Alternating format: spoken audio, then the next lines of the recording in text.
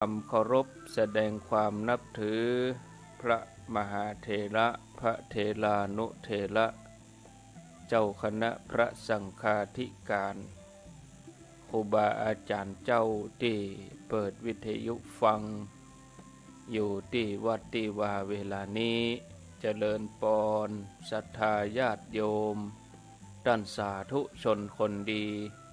ผู้สนใจใฝ่ในธรรมทุกท่านได้เวลาแล้วเนอะได้เวลาแล้วถึง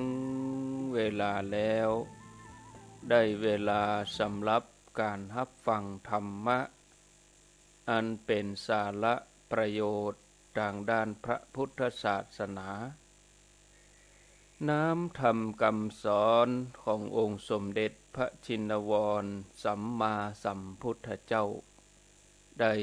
มาปะมาพบมามาเล่าสู่บรรดาพ่อแม่พี่น้องพ่อออกไม่ออกศรัทธาท่านสาธุชนคนดีทั้งหลายแล้วไผที่ยังบ่ลุกก็เตรียมตัวลุกมาได้แล้วเนอลุกมาได้แล้วหลับลุกเจ้ากินพักดังไปหลับลุกขวายกินพักดังเก้าลุกเจ้าได้หลายลุกขวายได้น้อยหลับลุกเจ้าเป็นเจ้าดังหลายหลับลุกขวายป่าเฮือลูกหลานเป็นหนี้เป็นข้าเนอตื่นมาอย่าเนอลุกมาอย่าเนอลุกเนอลุกเนอลุกลุกลุกลุกลุกตื่นตื่นตื่นตื่นตื่นลุกเจ้าตื่นตัวเจ้าบัวกาบหันเยื่องนานาพังพร้อมลุกขวายบ่ตันหนต่างกีดก้อมก้าตัวบ่ต้อมปุ่นอายจุงเก่งเข้าไว้อย่าไปเฮ้อขวายต่อหน้าสบายจำไว้เน้อเจ้าจำไว้เน้อเจ้าอรุณสวัสดิ์ธรรมสวัสดีสวัสดียามเจ้าญาติโยมท่านผู้ฟังยินดีต้อนรับเข้าสู่รุ่งอรุณวันใหม่ปะกันเจ้านี้เป็นเจ้าของวันพัดพฤหัสบดีที่13เดือนพฤษภาคมพุทธศักราช2564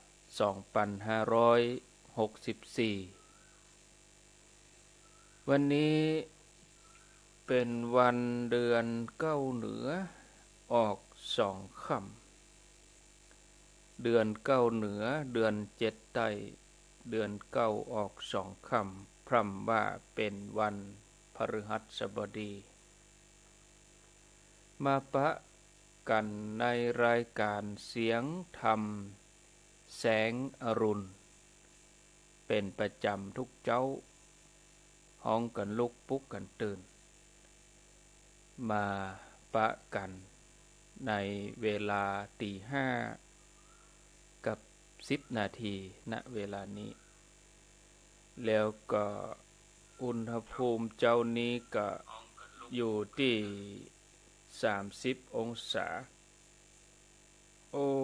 อุณหภูมิอุ่นฮ้อนอ่วมเนาะศรัทธาญาติโยมเจ้านี้นะแล้วก็เจ้านี้ญาติโยมท่านสาธุชนทั้งหลาย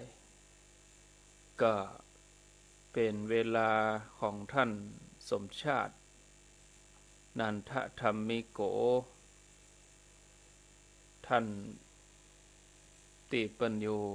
อำเภอเมืองปานจังหวัดลำปางได้ถวายเวลาให้กับท่านในวันพฤหัสบดีเวลาตี 5ป่ายสักน้อยเป็นต้นไปจนถึงเวลา6 โมงวันนี้ก็เหมือนเดิมก็จะได้ถวายเวลาให้กับท่านส่วนธรรมภาพนั้นก็จะมาเข้ารายการแถมกรรมกับเวลา6 โมง เนื่องจากว่าท่านสมชาติวัดหนองยาววันนี้เปิ้นติดภาระธุระอาตมาภาพก็จะไปแทนเปิ้นในเวลา6 โมงปุ้นถ้าตัวเองจะจัดลวดถึง2 ชั่วโมงก็เวลานั้นก็จะนักเกินไปแล้วตามที่ได้ตั้งใจไว้ก็ตี 5 ปลายนี่จะเป็นท่านสมชาติทุกวันพฤหัสท่านสมชาติชาตปัญโยวัดตงโป่งอำเภอเมืองปานจังหวัดลำปางความจริงแล้วก็นิมนต์ท่านวันพุธเมื่อคืนตัววันพุธเมื่อคืนก็นิมนต์ท่านเข้ารายการร่วมวันพุธที่แล้วแต่คืนนี้ก็ไม่ได้เข้ารายการสักกรรมก็วานนิมนต์รบกวนหลวงพ่อพระครูปฏิภาณธรรมทินแตนเนื่องจากว่าแต่คืนอาตมาภาพก็ไปบรรยายธรรมงานเขาดำที่บ้านหนองผาขาววันพุธ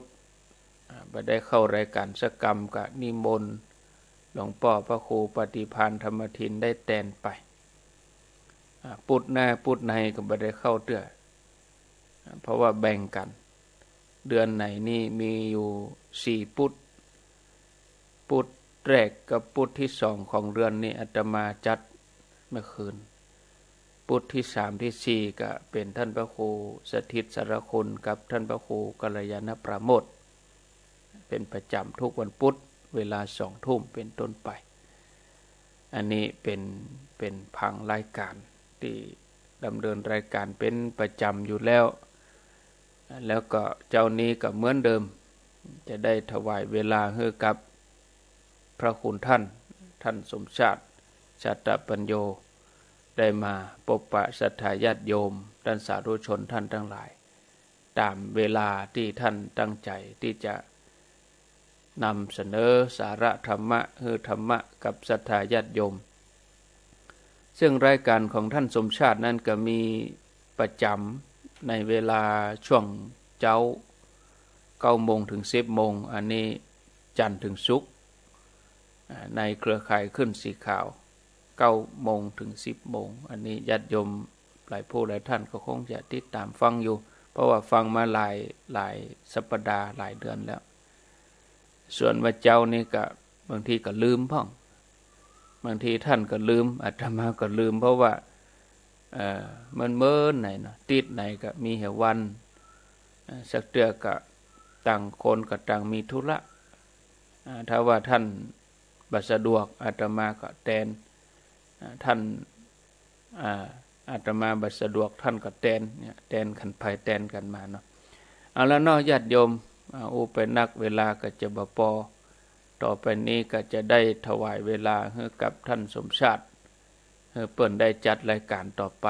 ส่วนอาตมาภาพก็มาปะญาติโยมในเวลา6 โมงในเครือข่ายเคลื่อนสีขาวส่วนต่าง104กับเมืองฝางก็คงจะมีเวลาตึก6 โมง104เวลา6 โมงนั่นก็เป็นหลวงพ่อพระครูวิสิตศิลาพรวัดวังสิงคำส่วนทางเมืองฝางแม่อายชัยประการก็จะเป็นการทำวัดเจ้าอันนี้ก็แจ้งญาติโยมท่านทั้งหลายเอาละเนาะขอนำรายการที่อาตมาภาพได้เกริ่นนำเข้ารายการลำลาไปตัวอีก่อนก็เดี๋ยวก็ไปปะกันในเวลา6 โมงตอนนี้ไปเชิญฟังรายการของท่านสมชาติชาตปัญโยอำเภอเมืองปานจังหวัดลำปางต่อไปก็ดีเหมือนกันนะได้สลับสับเปลี่ยนกันได้ฟังอะไรอย่างที่หลากหลายเนาะเจริญพร